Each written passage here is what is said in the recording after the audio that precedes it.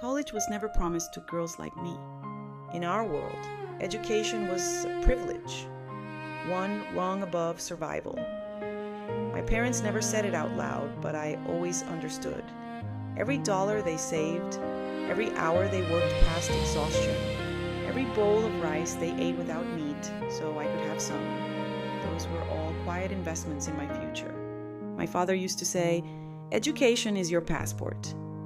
I never fully understood what he meant until much later, but even then, I knew it was important. More important than the new dress I never got, or the birthday parties we didn't throw.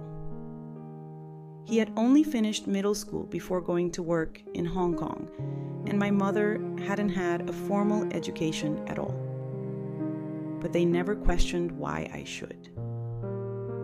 In high school, I studied every night by the dim light of a desk lamp that flickered with age. While my classmates went to dances and movies, I filled out scholarship forms and practiced essay writing.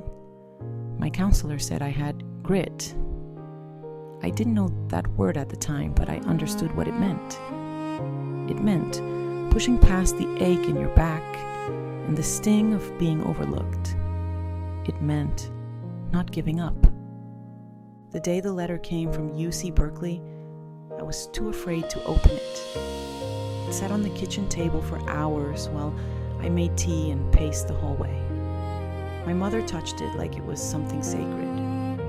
My father pretended to read the newspaper, but I saw his eyes flick back to the envelope every few minutes. Finally, I opened it.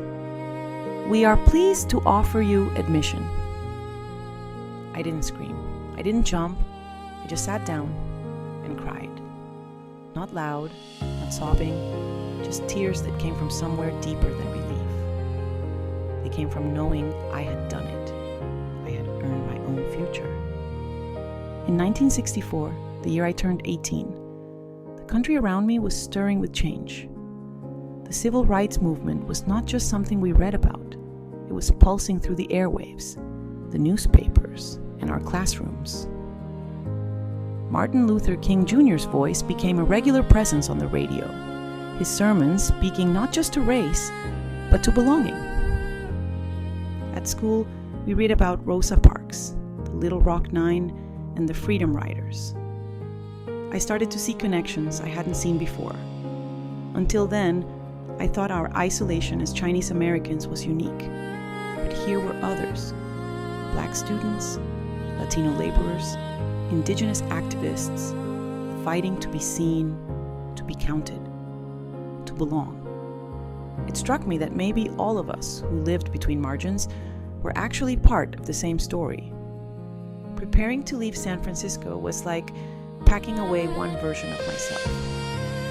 I folded my favorite blouse and tucked it next to a small frame photo of my family, their faces solemn and proud. My suitcase wasn't large, but it was heavy, with expectations, with sacrifice, with the quiet pressure to not fail. My mother cried the night before I left, but she didn't let me see it. She packed me dumplings for the road. My father stood at the door the next morning, his hands behind his back, pretending he wasn't trembling. He didn't say much, just make it worth it. So I did.